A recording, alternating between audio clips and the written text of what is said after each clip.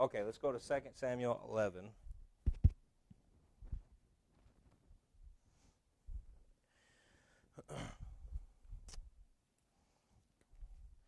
And we come to what is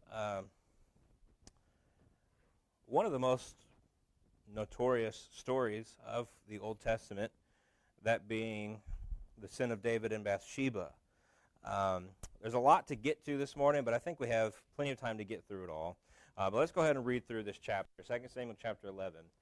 It says, "And it came to pass, after the year was expired, at the time when kings go forth to battle, that David sent Joab and his servants with him and all Israel, and they destroyed the children of Ammon and besieged Rabbah. But David tarried still at Jerusalem.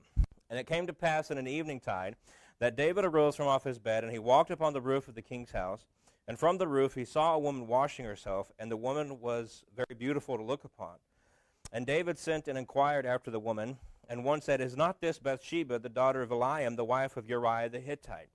And David sent messengers and took her, and she came in unto him, and he lay with her, for she was purified from her uncleanness, and she returned into her house. And the woman conceived, and sent and told David, and said, I am with child. And David sent to Joab, saying, Send me Uriah the Hittite. And Joab sent Uriah to David.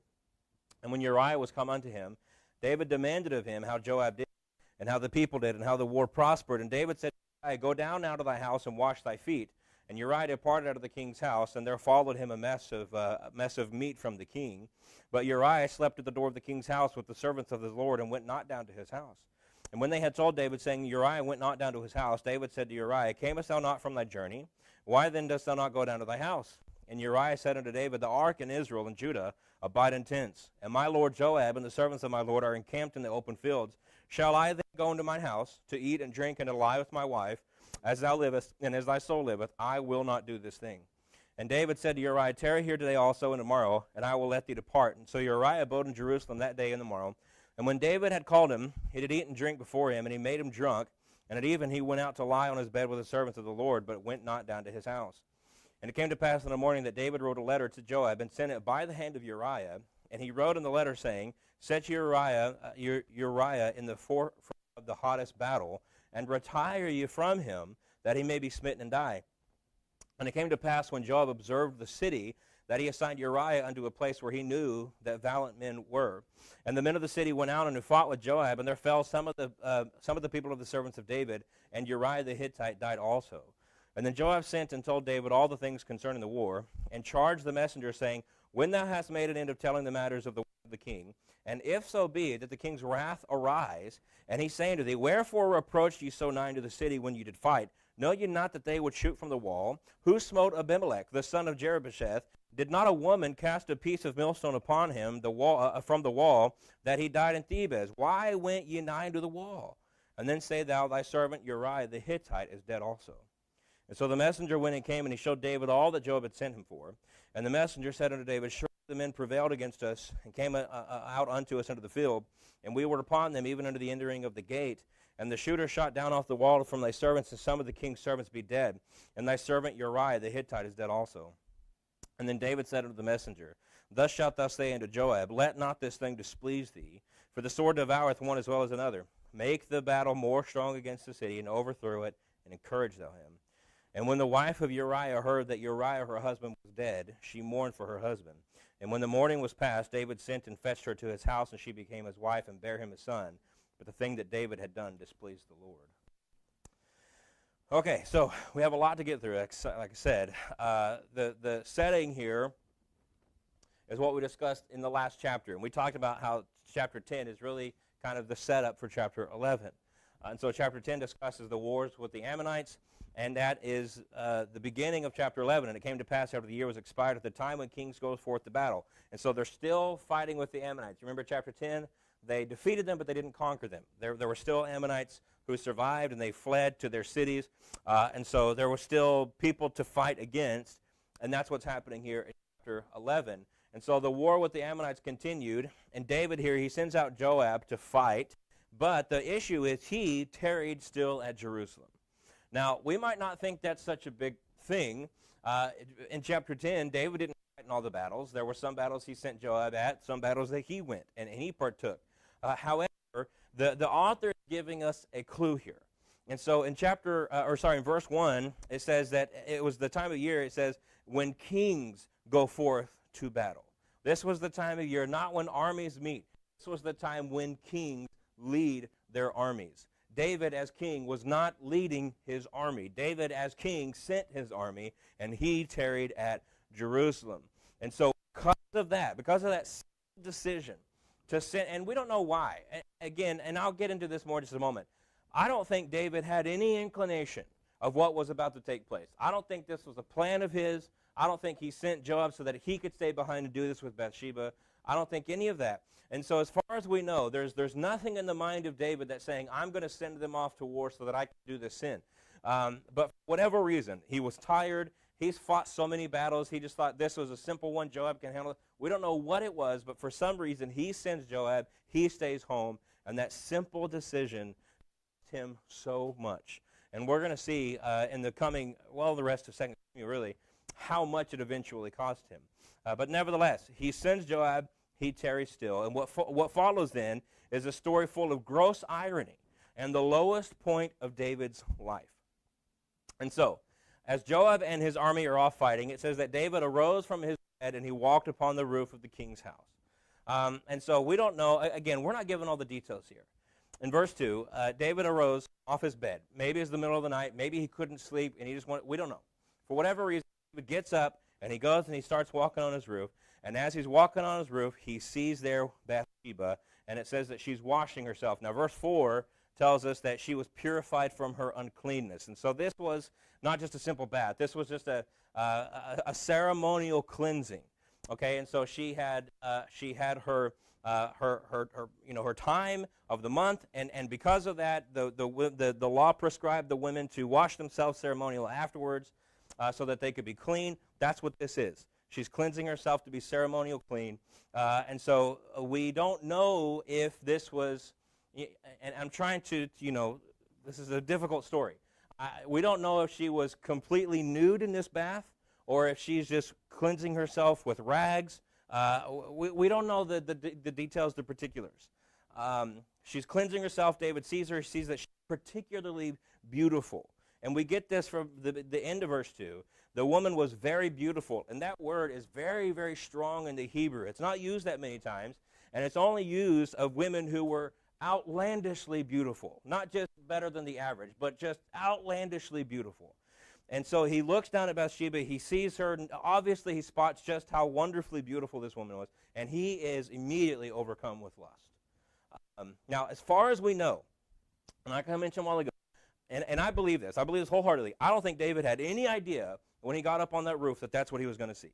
I don't think David got up on that roof because he knew Bathsheba was there. I don't think he got up on that roof because he wanted to look at this. I think David simply probably just couldn't sleep and got up and was walking around. He knows his man's out there fighting. He's maybe worried about the battle. I don't know why. But he gets up, he's walking on the roof, and then he sees this woman. So why that's important is because I don't think David is responsible for what he saw. I don't think the sin was in the seeing. As soon as he saw Bathsheba, again, assuming all that's correct, he had no control over that. He didn't know she was there. He saw that. Not his fault. If he just moved on, no sin committed. But the sin was what he did because of what he did afterwards. It was his response to what he saw. And so the sin was not in the seeing. The sin was in the acting.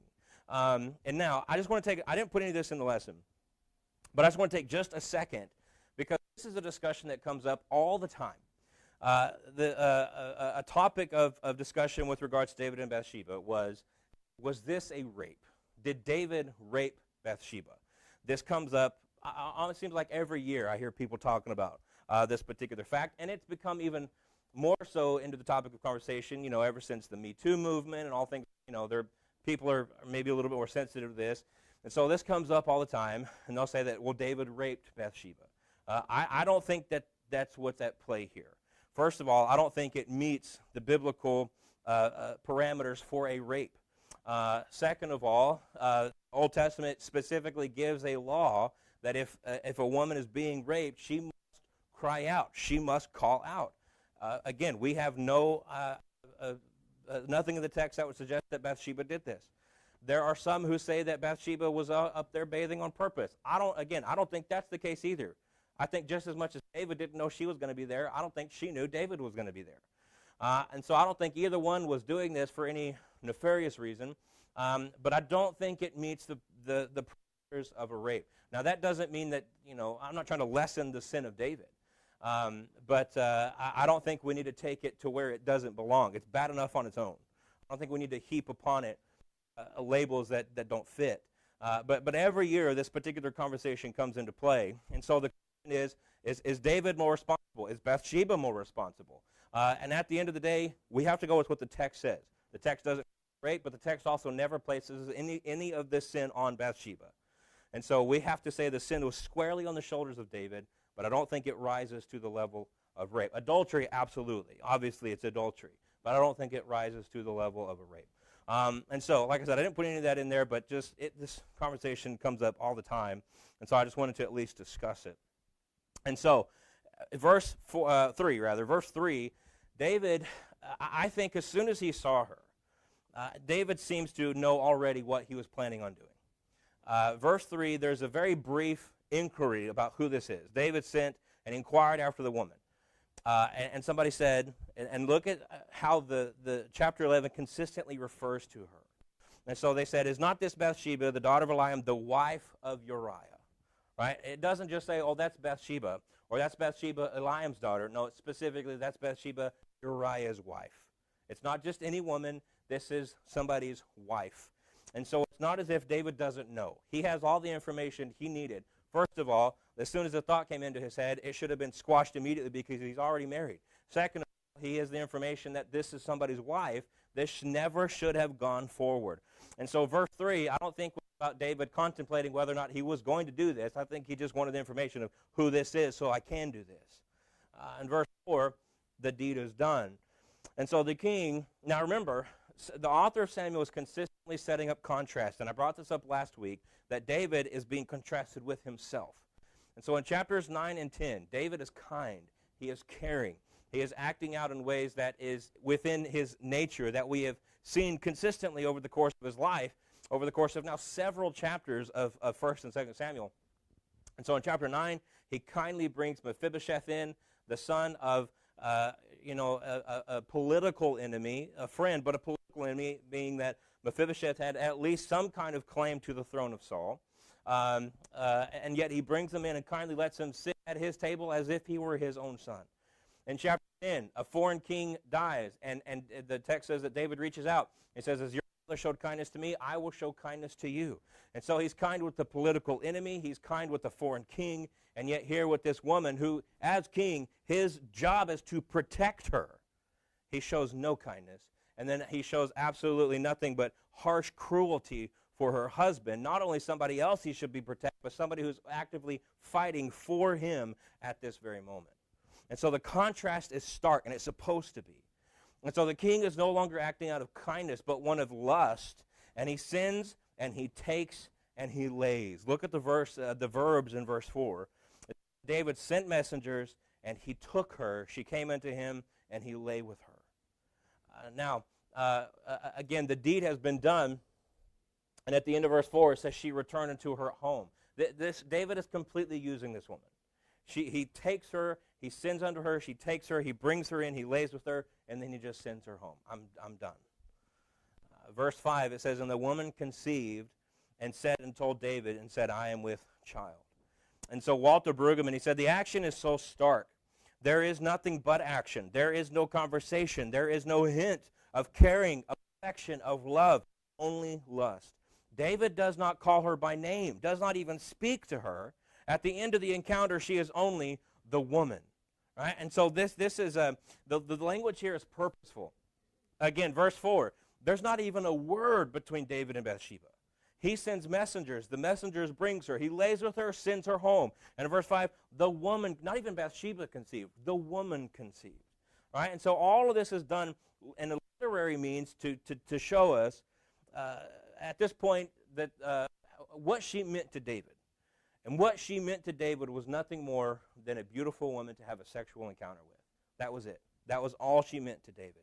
And as far as David is concerned, he had his night with her, and if that was it, he was fine. But then verse 5 comes into play. But now she's conceived. And so verse 5 is interesting because the fact fact that she had conceived meant that both David and this woman could have been held responsible for adultery and could have been stoned to death. This was now proof of this, which leads to the whole story with Uriah. But this is now proof of their adultery, and so likely she comes and tells David instead of telling Uriah, because David, as king, would have now built-in protection against the law against adultery. Right? If she was going to be stoned to death, she knows if anybody in the kingdom can save her, it's David. It's the one with whom the deed was done. And so she comes and she tells David that she was with child. And so all of this, right, all of this through the first 6 verses, or first 5 verses really, is shocking. And it's supposed to be. It's written to be. Right? This is, first chapters 9 and 10 are setting up David on such a high pedestal and showing us his kindness, his love, his caring nature, the way he cares about covenant, right? Because it was a covenant with Jonathan that led him to bring in Mephibosheth. He cares about relationships. He had a relationship with the former king's father. He's going to have a relationship with him. He cares about these things, and that's what we're shown to be David's character. And so when we come to 11, it's so shocking, it almost seems irreconcilable that this is the same David that we have spent probably 20 or 30 chapters now seeing his life, studying his nature, seeing his character, time and time again. Yes, there has been some dips, there have been some falls, but time and time again, David has risen, and his character has gotten seemingly better over time. And so we come to chapter 11, it's supposed to be a shock. If we didn't know anything about the story of David, if this is the first time you'd ever even heard about the man, and you were reading through this, you get to chapter 11, and it should be just a shock to the system that he would do something like this. However, at the same time, it's shocking and it shouldn't be. Because we must allow a story like this to help us understand we are all capable of such sin when we fail to live in obedience to the will of God. One of the worst things that a Christian could do is to have this mindset that, well, I would never. I would never do that. I would never stoop so low to find myself capable of committing such atrocity, such wicked, vile sin. Well, the fact is we're all capable. Every single one of us are capable of doing that if we are not intentional about our walk with Christ.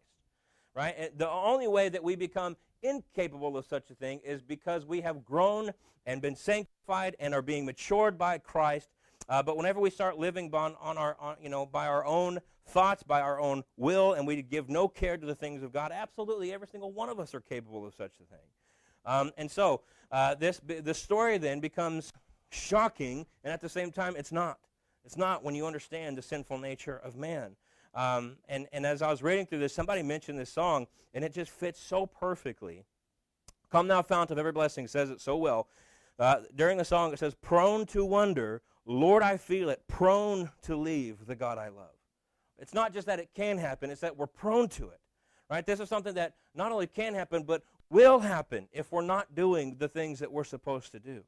And so our prayer should be what it says later in the song, oh, to grace, how great a debtor daily I'm constrained to be. And then he says, let thy grace now like a fetter bind my wandering heart to thee. Now notice he doesn't say, I'm the one doing the fettering. God, you've got to fetter me. You've got to lead me along, because if you're not fettering me, I'm prone to wander. And I'm going to wander off. And again, we have to take the initiative and follow. But we are all quite capable of such gross immorality. The book of Proverbs talks about pride comes before a fall. That's exactly what's happening with David. Maybe David was the one thinking, well, I would never. And yet here he stands, not only having committed adultery, but on the heels of murdering the husband of the one he committed adultery with. And so now David is in quite the predicament. Right? Not only has he done this sinful thing that is, completely against the law of Moses, but perhaps in the eyes of some disqualifying as a king.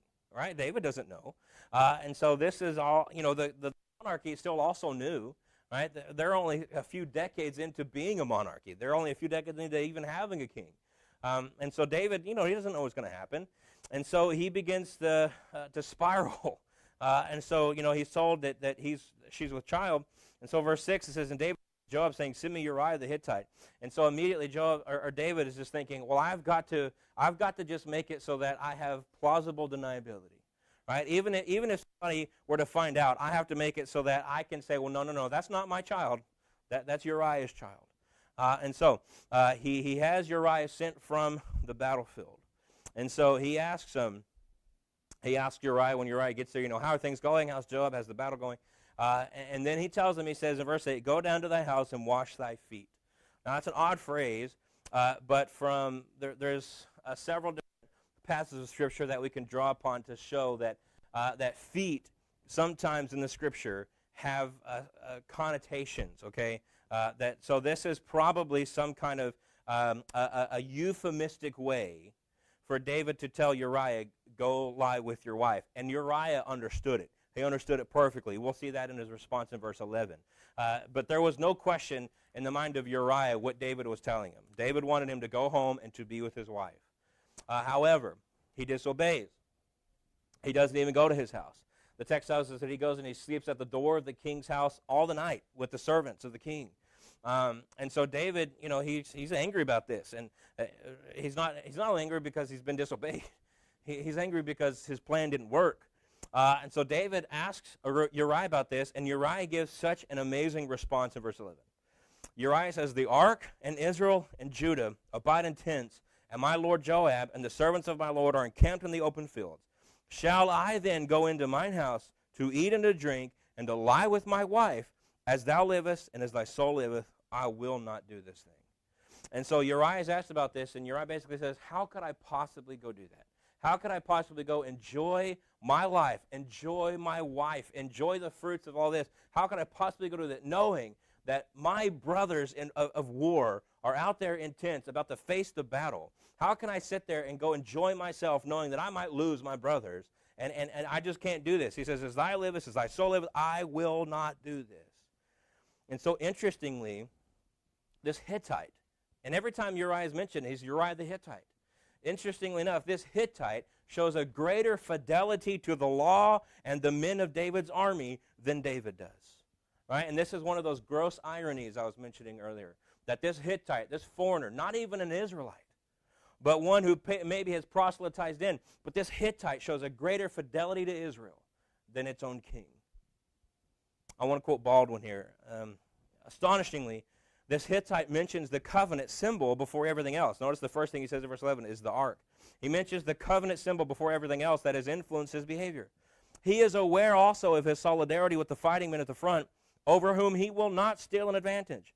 Both of these considerations applied even more forcibly to the king, who had final responsibility for the war and had laid much stress on covenant loyalty himself, but now a foreigner is showing him to be despicably lax. This is the same man who twice had Saul in his grasp, but he refused to touch the Lord's anointed. He refused to stretch out his hand and to do something against the man whom God has called. And yet here David is pleading with this man to go basically turn his back upon the men, the soldiers, and upon those of Israel. And so, again, Uriah doesn't do this. And so David then, he kind of has one more try. Verse 12, David said, Uriah, tarry here today also and tomorrow. He gives him a couple more days, right? Maybe just time will get him. And obviously that doesn't work. And so David then resorts to trickery. And so David then invites him probably to the castle. He invites him over, and he says he's going to eat and drink with him. And eventually his plan, David was going to get him drunk. And so David gets him drunk. Verse 13, and when David had called him, and he did eat and drink before him, and he made him drunk. And at even he went out to lie on his bed with the servants of his Lord. And so again, David's like, well, if time won't work, if just the temptation of being with his wife won't work, I'll get him drunk. Obviously, David's thinking, if he's drunk, he won't have the faculties of mind. He's just going to go home. He's going to be with his wife. This will all be taken care of. However, even in this drunken state, Uriah refuses to go home, and he goes and he lays with the servants at the house of David. I love what Wiersbe said. Wiersbe said, Uriah drunk proved to be a better man than David sober. And so again, irony, the irony that the author of Samuel is bringing out in this whole story. Obviously, David knows this isn't going to work anymore. Uriah has such conviction upon this, such integrity upon this, that David knows this isn't going to work, and he has to resort to an either farther low. And so in the morning, David resorts to an even more sinful deception. he sends a letter to Joab to be delivered by Uriah's own hand. And again, you see just how evil this is. He puts the letter in Uriah's own hand to send to Joab to have Uriah placed on the front lines of what it says in verse 15, to the hottest battle. And then he tells Joab to retire from him. You put him out there, and then basically you and the rest of the army just leave. Let him out there alone to die. This is, no longer can you make the argument where, well, Uriah's a soldier. Sometimes soldiers die in battle, right? David can kind of wash his hands from, no. David's plan was to not put him in with a group of other men and just, if the battle happens to go bad, he might die. No, David's plan was to put him out at the front of the hottest battle and leave him there alone with no help from the rest of the men.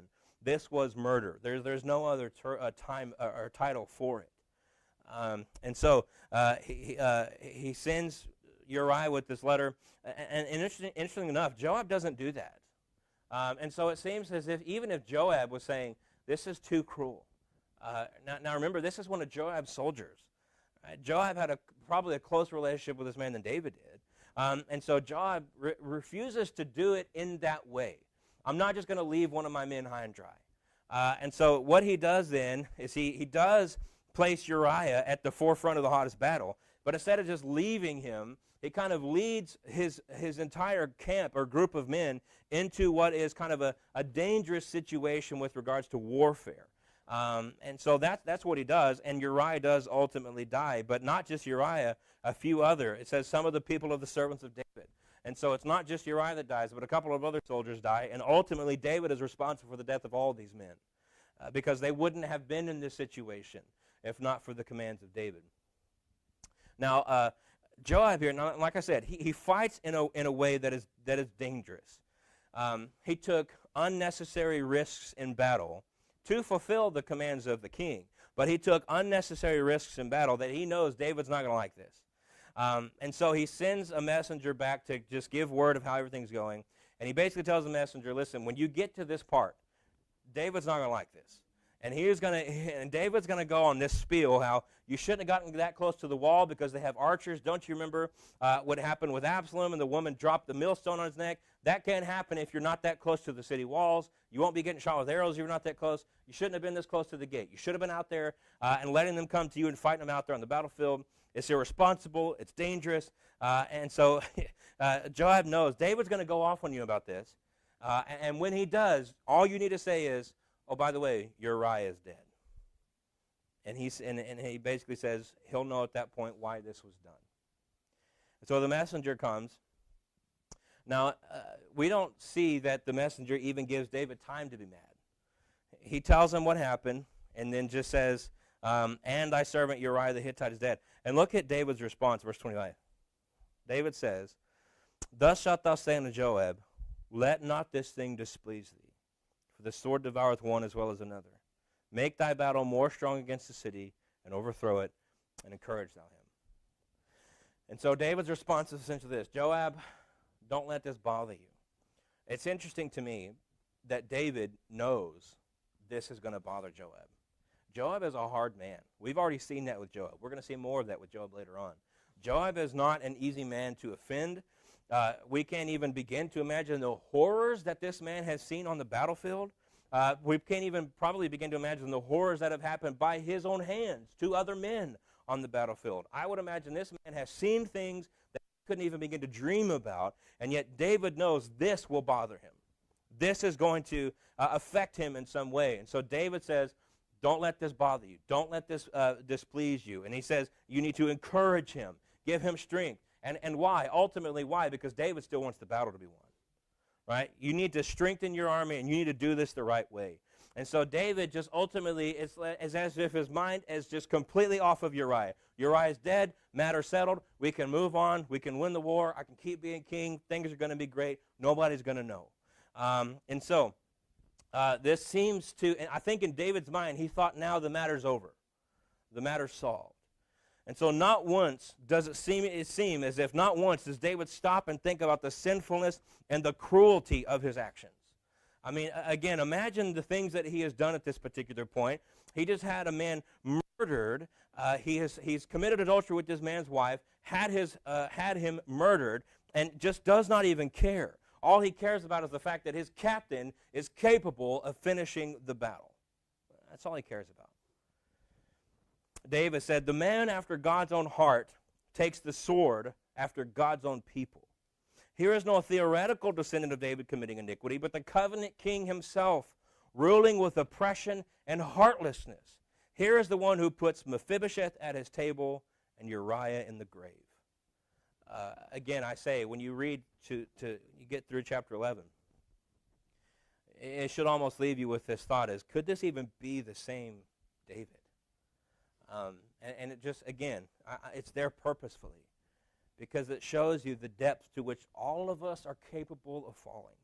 All of us are capable of falling. And so, again, we see kindness in chapters 9, kindness in chapter 10, caring, fidelity to covenant, and then you get to chapter 11, and he has turned his back on all of it. He's turned his back on all of it. And so we get to the end of the chapter, and it says, when the wife of Uriah, and again, notice how she's labeled, the wife of Uriah. Uriah is already dead, but it still calls her the wife of Uriah. There's no question in the author's mind here who she was or who's at fault for this. So when the wife of Uriah heard that Uriah, her husband, again, the double emphasis, her husband was dead, she mourned for her husband. And so she goes through the natural rites of mourning. Now, I'm not saying that she didn't, feel actual grief, but this was a typical thing. They would have certain ways in which they would mourn. They would have certain times, or at least a time period in which they would mourn on the death of a loved one. And so I'm not saying that she didn't have real grief and that this wasn't genuine mourning, but this stuff was very common. This was a very typical response for the death of a husband or somebody else. And so she goes through these typical rites and times of mourning. And it says, and when the mourning was past, David sent and fetched her to his house. She became his wife and bare him a son. And so I'm glad the chapter doesn't end there, because at this particular point you might think, well, he's gotten away with it. I mean, David did all this, and it's going to go all his way. And so lest we might think that things are simply going to get swept under the rug, the author finishes chapter 11 with a note letting us know, as it says in Numbers 32, your sin will find you out. David comes to know this quite clearly because, and note again the contrast, back in David's response to Joab, he told Joab, let not this thing displease you, but the chapter ends by saying the thing that David did had displeased the Lord. Right? Don't let it displease you, Joab, but God is up in heaven saying, no, David, the one you need to worry about is not Joab, the one you need to worry about is me. And you have displeased me. And so we're going to see in chapter 12, and not just chapter 12, there's going to be several things that are going to fall out as a direct result of this sin. But immediately in chapter 12, we're going to have the death of that child. And so we're going to see that as a direct result of God's judging this particular sin. But again, the contrast could not be more stark. Like I said, we've been studying David for a long time now. And, yeah, we've seen some sinful things that he's done, but obviously nothing to the level of this. And overall, David has genuinely been portrayed as someone who is loving, someone who is caring, someone who is very faithful. And like I said, in chapter 11, he just throws off all of that. And it's almost as if he becomes another person completely. But the beautiful thing, the one thing to get about this chapter that again, well, not the only thing, but maybe the most important thing to grab from chapter 11 is that the same David that committed these atrocities is the same David we're going to see in chapter 12 that completely repents of this. Is the same that we're going to see moving on. He's still the king. He's still the man after God's own heart. He's still called that later on in the Bible. And so, yes, David resorted to mournfully wicked, low deception, murder, adultery, all the things that we see in chapter 11. But he repents of that, and God forgives him of that. And so it doesn't matter what sins we can possibly commit, God's grace can cover all. And so David then becomes not only a warning to us, right, of not thinking ourselves incapable of such sin, but at the same time an encouragement to us that if we fall into such sin, God is still there welcoming us when we repent. As John says in 1 John, that Jesus will forgive us of all sins when we're willing to repent and when we come back to him. And so we have to understand that David becomes this warning, this stark warning, but also this amazing encouragement at the same time and with the same story. And so we can't even begin to overstate the importance of 2 Samuel 11. I've said this several times already. David is the most important character of the Old Testament. And this becomes one of the defining moments of that man's life. And so we can't begin to overstate the importance of the events of this particular chapter. And really the events of this particular chapter are going to, basically the rest of 2 Samuel is the falling out of this particular event. And so there's a lot of things we're going to see as a direct result of what David did here. But there's a lot of truth to be seen, both warning and encouragement. And so from that standpoint, 2 Samuel 11 is both at the same time difficult to read, to study, to learn, but also at the same time it's a thrill to do it because of the truth we do get to see. So a very, very, very fascinating and interesting chapter, and a lot of things we're going to see coming forward, a direct result of the things that we just read about. So let me pray, and we'll be